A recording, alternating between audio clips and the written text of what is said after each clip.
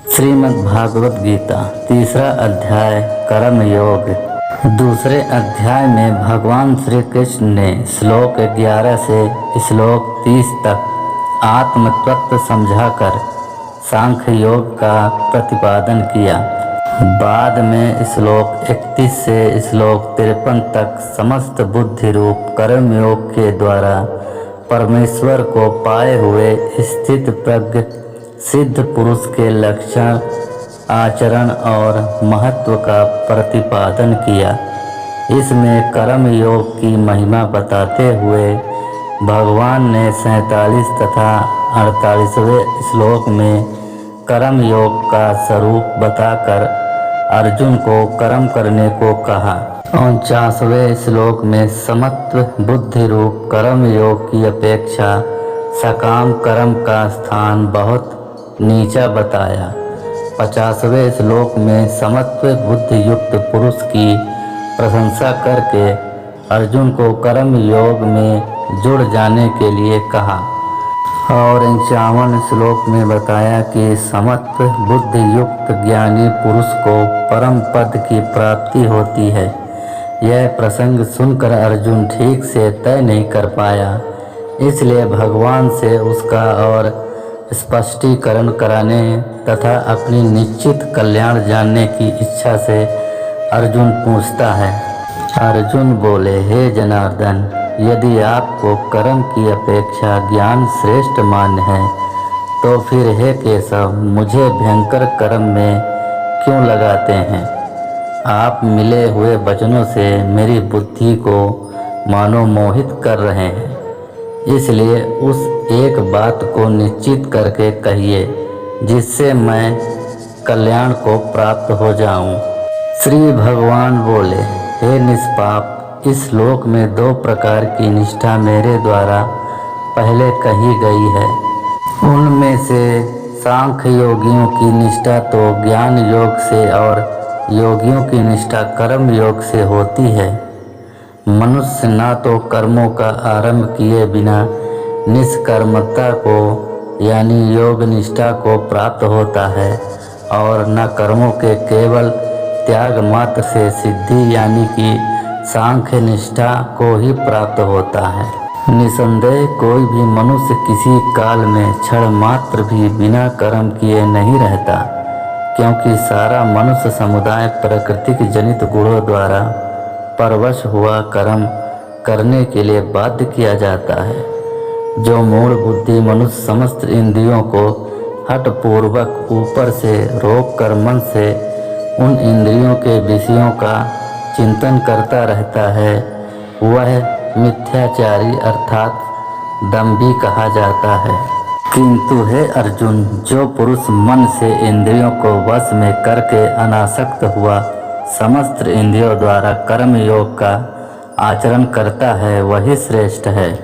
तू शास्त्र विहित कर्तव्य कर्म कर, क्योंकि कर्म न करने की अपेक्षा कर्म करना श्रेष्ठ है तथा कर्म न करने से तेरा शरीर निर्वाह भी सिद्ध नहीं होगा। यज्ञ के नियमित किए जाने कर्मों के अतिरिक्त दूसरे कर्मों में लगा हुआ ही यह मनुष्य समुदाय कर्मों से बचता है। इसलिए हे अर्जुन, तू आसक्ति से रहित होकर उस यज्ञ के निमित्त ही भली भांति कर्तव्य कर्म कर। प्रजापति ब्रह्म ने कल्प के आदि में यज्ञ सहित प्रजाओं को रचकर उनसे कहा कि तुम लोग इस यज्ञ के द्वारा वृद्धि को प्राप्त हो और यह यज्ञ तुम लोगों को इच्छित भोग प्रदान करने वाला हो। तुम लोग इस यज्ञ के द्वारा देवताओं को उन्नत करो और वे देवता तुम लोगों को उन्नत करें। इस प्रकार निस्वार्थ भाव से एक दूसरे को उन्नत करते हुए तुम लोग परम कल्याण को प्राप्त हो जाओगे। यज्ञ के द्वारा बढ़ाए हुए देवता तुम लोगों को बिना मांगे ही इच्छित भोग निश्चय ही देते रहेंगे। इस प्रकार उन देवताओं के द्वारा दिए हुए भोगों को जो पुरुष उनको बिना दिए स्वयं भोगता है, वह चोर ही है। यज्ञ से बचे हुए अन्न को खाने वाले श्रेष्ठ पुरुष सब पापों से मुक्त हो जाते हैं और पापी लोग अपना शरीर पोषण करने के लिए ही अन्न पकाते हैं, वे तो पाप को ही खाते हैं। संपूर्ण प्राणी अन्न से उत्पन्न होते हैं। अन्न की उत्पत्ति वृष्टि से होती है, वृष्टि यज्ञ से होती है और यज्ञ विहित कर्मों से उत्पन्न होने वाला है। कर्म समुदाय को तू वेद से उत्पन्न और वेद को अविनाशी परमात्मा से उत्पन्न हुआ जान। इससे सिद्ध होता है कि सर्वव्यापी परम अक्षर परमात्मा सदा ही यज्ञ में प्रतिष्ठित हैं। हे पार्थ, जो पुरुष इस लोक में इस प्रकार परंपरा से प्रचलित सृष्टि चक्र के अनुकूल नहीं बरतता, अर्थात अपने कर्तव्य का पालन नहीं करता, वह इंद्रियों के द्वारा भोगों में रमण करने वाला पाप युक्त पुरुष व्यर्थ ही जीता है। परंतु जो मनुष्य आत्मा में ही रमण करने वाला और आत्मा में ही तृप्त तथा आत्मा में ही संतुष्ट है, उसके लिए कोई कर्तव्य नहीं है। उस महापुरुष का इस विश्व में न तो कर्म करने से कोई प्रयोजन रहता है और न कर्मों के न करने से ही कोई प्रयोजन रहता है, तथा संपूर्ण प्राणियों में भी इसका किंचिन मात्र भी स्वार्थ का संबंध नहीं रहता। इसलिए तू निरंतर आसक्ति से रहित होकर सदा कर्तव्य कर्म को भली भांति करता रहे, क्योंकि आसक्ति से रहित होकर कर्म करता हुआ मनुष्य परमात्मा को प्राप्त हो जाता है। जनकादि ज्ञानी जन भी आसक्ति रहित कर्म द्वारा ही परम सिद्धि को प्राप्त हुए थे। इसलिए तथा लोक संग्रह को देखते हुए भी तू कर्म करने को ही योग्य है, अर्थात तुझे कर्म करना ही उचित है। श्रेष्ठ पुरुष जो जो आचरण करता है, अन्य पुरुष भी वैसा वैसा ही आचरण करते हैं। वह जो कुछ प्रमाण कर देता है, समस्त मनुष्य समुदाय उसके अनुसार बरतने लग जाता है। हे अर्जुन, मुझे इन तीनों लोकों में न तो कुछ कर्तव्य है, न ही कोई भी प्राप्त करने योग्य वस्तु अप्राप्त है, तो भी मैं कर्म में ही बरतता हूँ। क्योंकि हे पार्थ, यदि कदाचित मैं सावधान होकर कर्मों में न बरतूं तो बड़ी हानि हो जाए, क्योंकि मनुष्य सब प्रकार से मेरे ही मार्ग का अनुसरण करते हैं। इसलिए यदि मैं कर्म ना करूं तो ये सब मनुष्य नष्ट भ्रष्ट हो जाएं और मैं संकर्ता का करने वाला हूँ तथा इस समस्त प्रजा को नष्ट करने वाला बनूं। हे भारत, कर्म में आसक्त हुए अज्ञानी जन जिस प्रकार कर्म करते हैं, आसक्ति रहित विद्वान भी लोक संग्रह करना चाहता हुआ उसी प्रकार कर्म करे।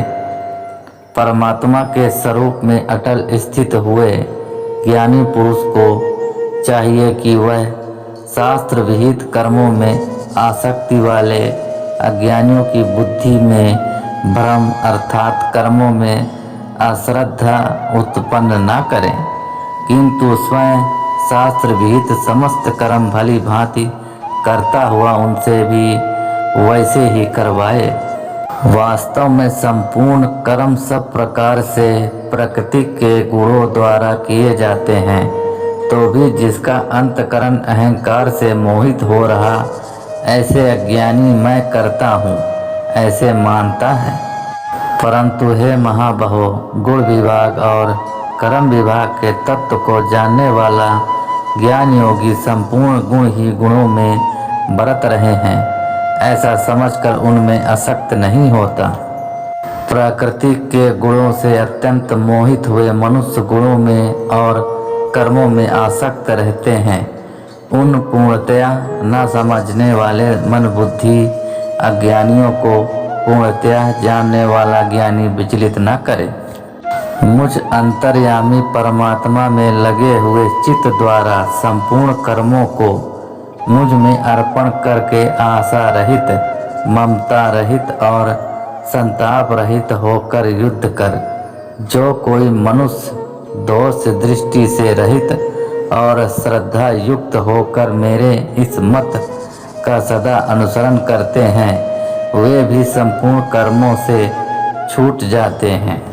परंतु जो मनुष्य मुझ में दोषारोपण करते हुए मेरे इस मत के अनुसार नहीं चलते हैं उन मूर्खों को तो संपूर्ण ज्ञानों में मोहित और नष्ट हुए ही समझ सभी प्राणी प्रकृति को प्राप्त होते हैं, अर्थात अपने स्वभाव के परवश हुए कर्म करते हैं। ज्ञानवान भी अपनी प्रकृति के अनुसार चेष्टा करते हैं, फिर इसमें किसी का हट क्या करेगा। इंद्रियां के अर्थ में अर्थात प्रत्येक इंद्रिया के विषय में राग और द्वेष छिपे हुए स्थित हैं। मनुष्य को उन दोनों के वश में नहीं होना चाहिए, क्योंकि वे दोनों ही इसके कल्याण मार्ग में विघ्न करने वाले महान शत्रु हैं। अच्छी प्रकार आचरण में लाए हुए दूसरे के धर्म से गुण रहित भी अपना धर्म अति उत्तम है। अपने धर्म में तो मरना भी कल्याणकारक है और दूसरे का धर्म भय को देने वाला है। अर्जुन बोले, हे कृष्ण, तो फिर यह मनुष्य स्वयं न चाहता हुआ भी बलात् लगाए हुए की भांति किससे प्रेरित होकर पाप का आचरण करता है। श्री भगवान बोले, रजोगुण से उत्पन्न हुआ यह काम ही क्रोध है।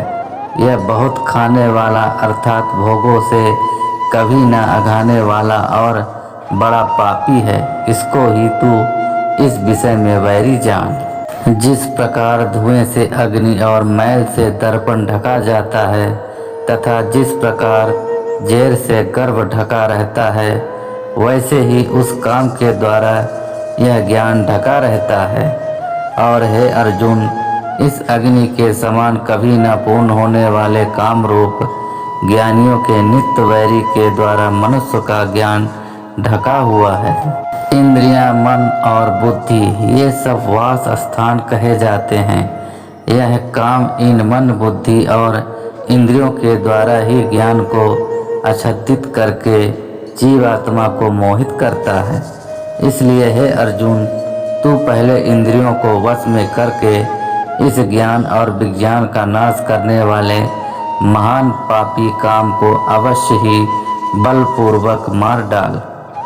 इंद्रियों को स्थूल शरीर पर यानी श्रेष्ठ, बलवान और सूक्ष्म कहते हैं। इन इंद्रियों से पर मन है, मन से भी पर बुद्धि है और जो बुद्धि से भी अत्यंत पर है वह आत्मा है। इस प्रकार बुद्धि से पर अर्थात सूक्ष्म, बलवान और अत्यंत श्रेष्ठ आत्मा को जानकर और बुद्धि के द्वारा मन को वश में करके हे महाबाहो, तू इस काम रूप दुर्जय शत्रु को मार डाल। इस प्रकार उपनिषद, ब्रह्म विद्या तथा योग शास्त्र रूप श्रीमद् भागवत गीता के श्री कृष्ण अर्जुन संवाद में कर्म योग नामक तृतीय अध्याय संपूर्ण हुआ।